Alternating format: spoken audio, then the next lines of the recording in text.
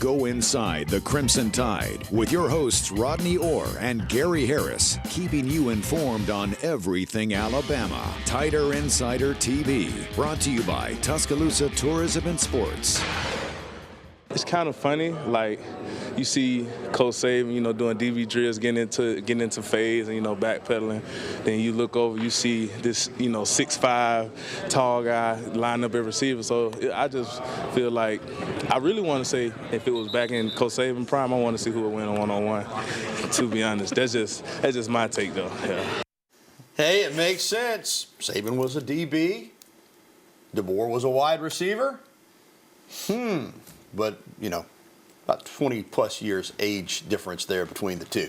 Good evening. Welcome into Tider Insider TV, brought to you by Tuscaloosa Tourism and Sports. Visit Tuscaloosa. I'm Gary Harris alongside Rodney Orr from TiderInsider.com. And that was Alabama defensive tackle Tim Keenan talking about the differences he notices between head coach Kalen DeBoer and his former head coach Nick Saban going through drills at practice. It should be noted that DeBoer is 23 years younger, as we alluded to, and he's got several inches in terms of height on Coach Saban. But when Coach Saban was in his prime, Rodney, I bet he locked him down. Now, see, here's what I say is put Saban at quarterback. He was a high school quarterback. That's right, that's a good one. Led his team to a state championship and let him throw it to DeBoer. You fixed it. That solved it right there. All right, Ron, let's get into practice. Another noticeable difference is, remember the sound of music? Yeah, well, this is a different kind of music, I promise you. This is modern-day music, and it is blaring through the speakers. Rodney, we heard it firsthand when we were out at practice last Wednesday. But, hey, the players love it. The only time you had music when you were with Coach Saban was Rocky Top, I think, the week of the Tennessee game. But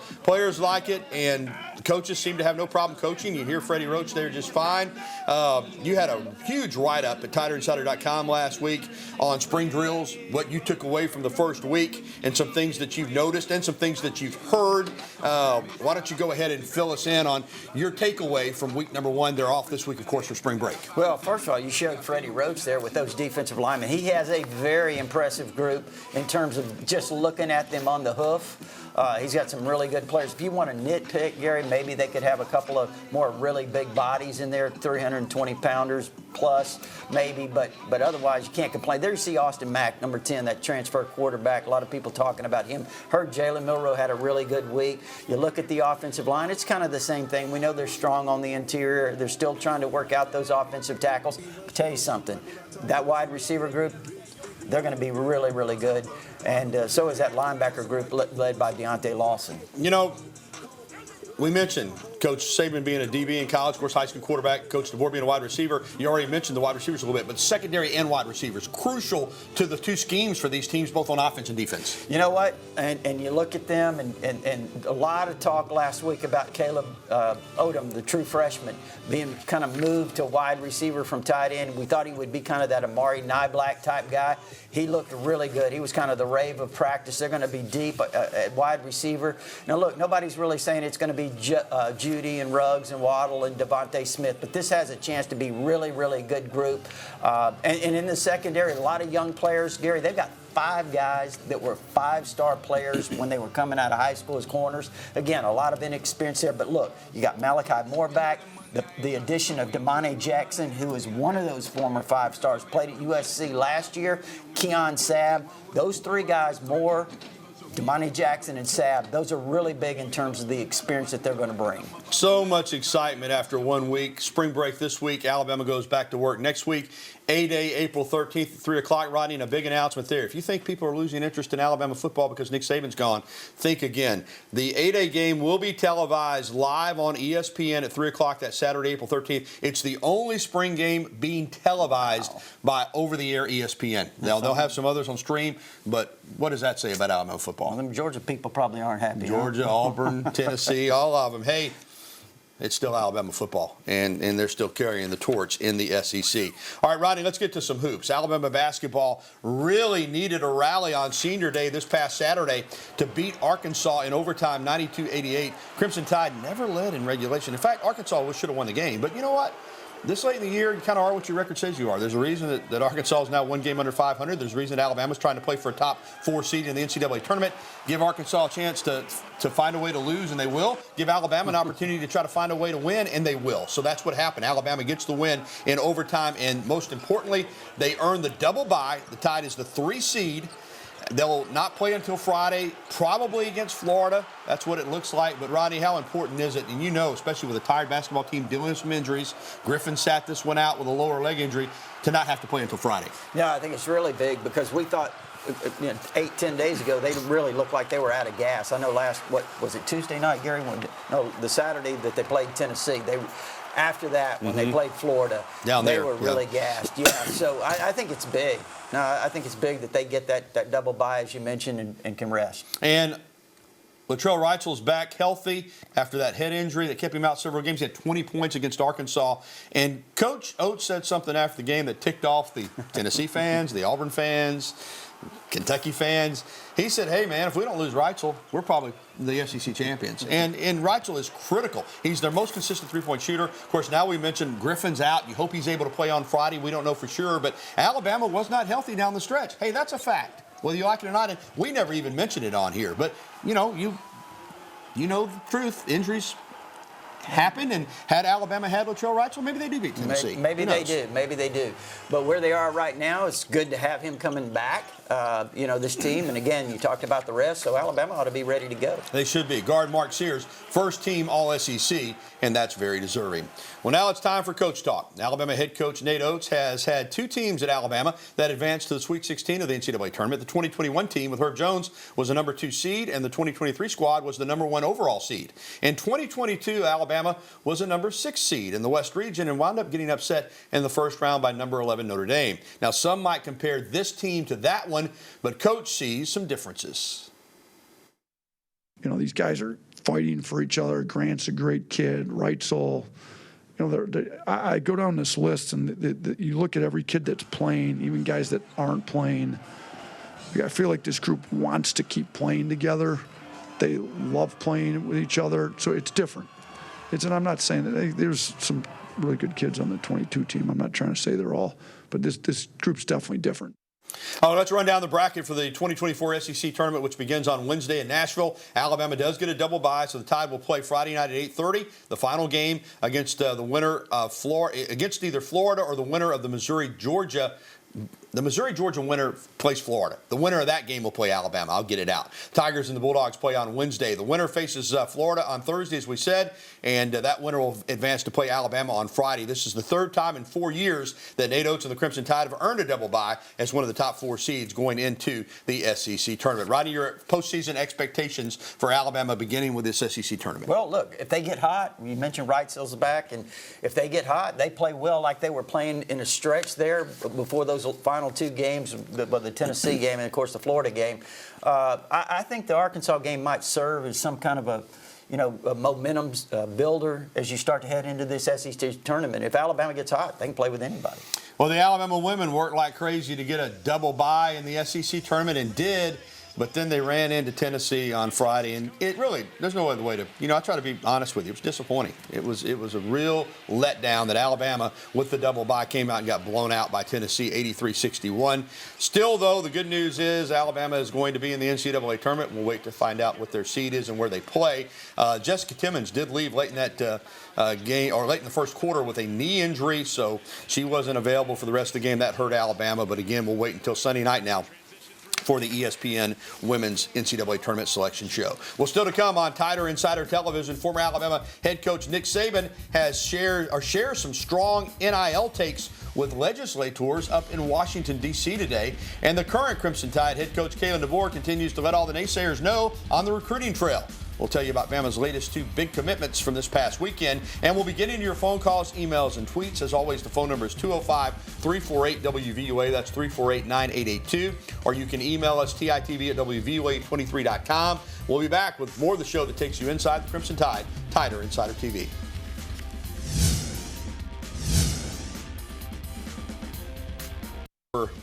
Taking part in a roundtable discussion hosted by United States Senator Ted Cruz of Texas on the topic of name, image, and likeness, the portal, and just the general overall state of collegiate athletics. Coach Saban said the current state of college football contributed to his decision to retire, and that in his opinion, rules and regulations are needed. Well, welcome back into TITV, brought to you by Tuscaloosa Tourism and Sports. Alongside Rodney Orr from TiderInsider.com, I'm Gary Harris. And Alabama football looks to be intent on remaining a force in college football recruiting, even without the greatest head coach recruiter that we've ever seen, Nick Saban. On Monday, Alabama landed a commitment from four-star safety and wide receiver Derek Smith from nearby Southside High School in Selma. 6'2", 180. He has an impressive offer list that includes Alabama, Auburn, Florida, FSU, Georgia, LSU, Michigan, and many others. 6'1", 190 pounds. He caught 46 passes for 1,487 yards and 14 touchdowns. He rushed for over 1,000 yards and 9 touchdowns in just 10 games last season. Rodney, this is a guy, and I'm not saying this because he's just down the road there in Selma at Southside High School, but he is one of those special athletes, the kind that you have to have in the modern game. Could possibly play on defense as well. Could play wide receiver. Could help you in the kicking game. Just another high-level athlete. Yeah, I mean, just a couple of clips ago, you saw the blow he delivered, and you mentioned him playing defense. I mean, he could play safety. Like you said, could play wide receiver. Again, it all depends. But again, I think a lot of schools that wanted him, really disappointed right now because, like you said, he is a high-level prospect. And again, Gary, it addresses this question about Kalen DeBoer being able to come into the state of Alabama and recruit. They said because he was not from the area, but he's done extremely well. Yeah, you look at him again, you saw the picture, the still picture, and you see the muscularity there. He could even help you out at running back. But, again, a lot of questions about Kalen DeBoer. Auburn fans quickly tagged him with the nickname Husky Harsin based on their coach, Brian Harsin, who didn't make it, the fact that he coached at Washington. But I think it's obvious right out of the chute that there's no comparison in the type of recruiter that Kalen DeBoer is versus the kind of recruiting job that Brian Harsin did at Auburn. Of course, he didn't get a lot of help from the Auburn people, but I think it's obvious Kalen DeBoer is going to be an elite recruiter. Yeah, and I think it's becoming more and more obvious, more and more apparent, Gary, because you look at what he did in terms of recruiting this team to stay, the roster, then holding that signing class basically together, the recommitment of Ryan Williams, and now what we're seeing him doing in this recruiting class. I think it's been pretty amazing, sending a very strong message. Yeah, and the recommitment from Williams' teammate at Saraland, Antonio Coleman, the defensive lineman last week for 2025. And more recruiting news, as you talk about ESPN top 300 recruits, Smith was one, and so is this guy. Four-star athlete Zamir Smith from Denton, Maryland. He's another guy that can play on either side of the ball, wide receiver, corner, has great speed, 6 feet, 170 pounds. He had offers from all the major programs as well, Rodney. Another elite athlete. Yeah, about a month ago, I watched his tape and I said, wow. I mean, this guy really wasn't rated at the time. Now, he's, as you see, he's jumped up to a 4-star ranking in some of these network rankings, but he is versatile. And that's one thing that we've seen through the years, Gary. You know how Nick Saban recruited? Kalen DeBoer's doing the same thing. He's recruiting versatile athletes. Look at that speed, man. I mean, this guy can get on the corner. But he can play multiple positions. You mentioned that. He can play slot receiver, wide receiver. He can play running back as he does some in high school. Now, he won't be a high school. He won't be a running back on this level, but he can play in the secondary as a corner. Just so many different positions. Note to rival fan bases, Alabama's still recruiting like crazy. Sorry, just the way it is. All right, still to come on TITV, Alabama softball had to try to do something last night that hadn't happened to them in 20 years, and that's get swept at home in the first SEC series of the season. We'll let you know how they did. And coming up next, we'll be welcoming your phone calls, emails, and tweets. Again, the phone number 205-348-9882, or you can email us at the address on your screen. We'll be right back with the show that takes you inside the Crimson Tide, Tider Insider TV.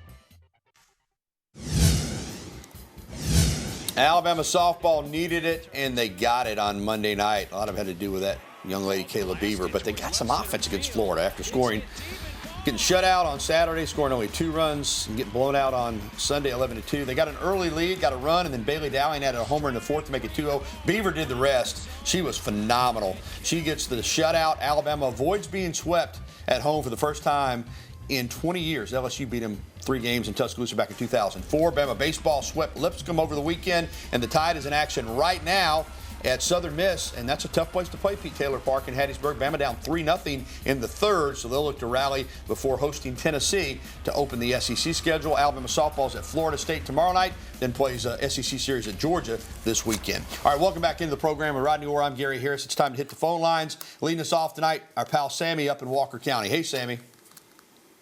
Hello, Gary, and hello, Rodney. Great job, guys. Already had the question in, guys, but y'all can reiterate on it. I was asking about the receiver core and the depth and what's the probability of next year with them. Thanks, guys. Rodney, you already said it. You think this wide receiver group has a lot of potential. You know, one guy that I've seen the coaches talking about, Coach Shepard in particular, Kendrick Law. Yeah. Really being a leader. Being a leader, physically imposing receiver, those types of things. Yeah, Kendrick Law, we saw him come in there, and he is that. He talked to the media on Friday, but you've got Kobe Prentice back. Obviously, he's got 2 years of experience. I think he hadn't even come close to what he's going to be. Jeremy Bernard, the transfer from Washington's a guy that was going to be probably their number one guy up there this year. So I think he's a big pickup. You know, you've got Jalen Hale, who I think's got a ton of potential. The sophomore, we saw that last year. You've got guys coming in. And, you know, Gary, there's a guy that nobody really talks about. He's a redshirt freshman named Cole Adams. He's a guy that could work in the mix, too. He's a really talented kid out of Owasso, Oklahoma. So we'll see what happens there. And, you know, Ryan Williams isn't here yet. Amari Jefferson's not here yet. Rico Scott's not here yet. So I think they've got a chance to be really good. And we mentioned Caleb Odom earlier. So I think it's got a chance to be a really good group. Indeed. Let's go over to Gadsden over there on the banks of the Coosa River and talk to Rick. Hey, Rick, how are you? Fine. How are y'all? Doing well. This question is kind of for Rodney. What's our running back room look like this year?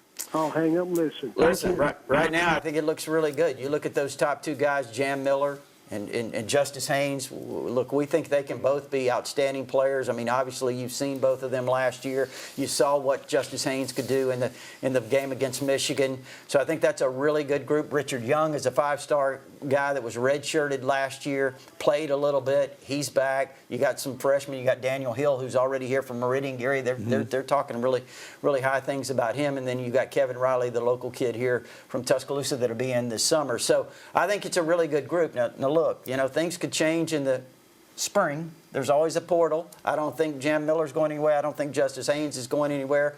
I don't know about what Richard Young might be thinking, but so you know that could always change things. All right, still to come on Tider Insider Television. Former Alabama players are just dialing it up big in NFL free agency. Wait till you hear the total amount of these contracts just in the last couple of days. Yeah, Bama and the NFL pays well. And more of your phone calls, emails, and tweets. Phone lines are open at 205-348-9882, so you can get through right now. We'll be right back with more Tider Insider TV after this.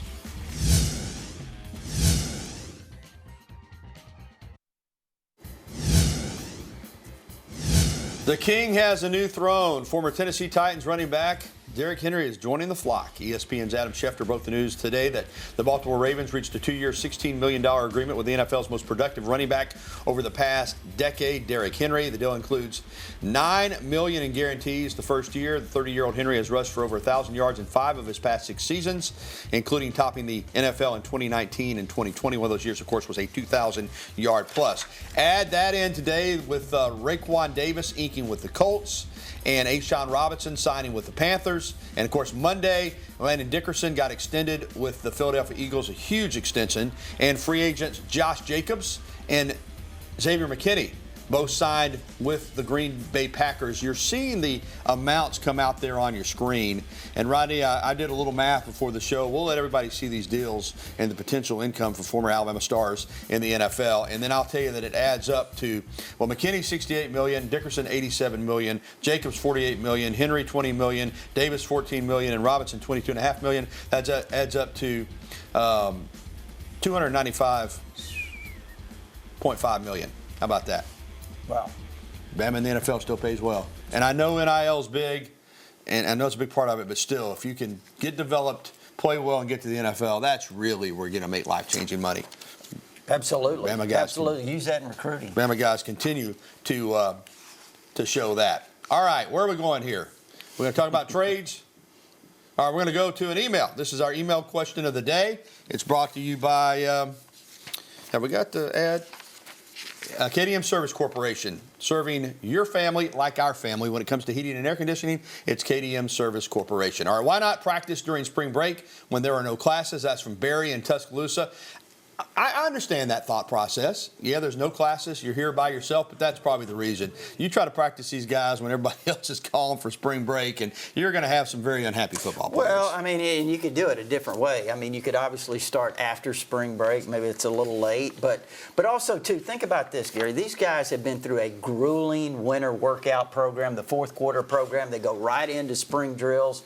I mean, you know, physically, it's not necessarily a bad thing that they get a little time off to rest and then come back. They still got 12 practices. You know, they had 3 last week, so they got 3. They've got 2 scrimmages coming up. They've got an A-Day, which is basically a third scrimmage.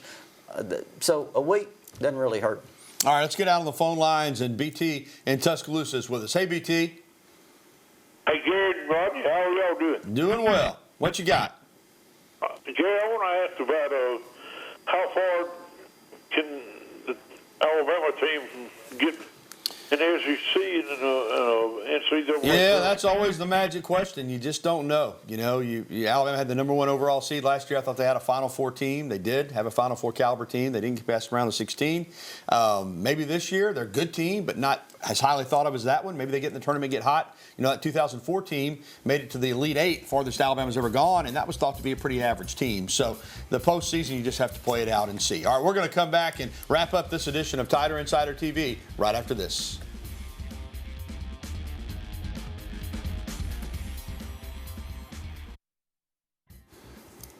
Last Friday night, an incredible performance by Alabama senior gymnast Luisa Blanco. On senior night, she had 2 perfect 10s on the vault and the floor. Not 1, but 2. That's the first time a UA gymnast has pulled that off in 19 years. Alabama won the quad meet over Illinois, Minnesota, and Talladega College. They're at Oklahoma on Friday against the Sooners. All right, a couple of quick NFL trades to mention to all the free agents. The Jaguars acquired Mac Jones, quarterback from the Patriots, and Jerry Jeudy from the Broncos to the Browns, the wide receiver. All right, that's going to do it for this week's show. A replay, reminder, you catch a replay tonight at 10:30, anytime at WVOA23.com. We're going to leave you with video of the Alabama women's wheelchair basketball team winning their 4th consecutive national championship, their 5th in the last 6 years, and their 9th overall. There's head coach Coach Ryan right there. You can say dynasty. We'll go ahead and say it for you. Good night, everybody.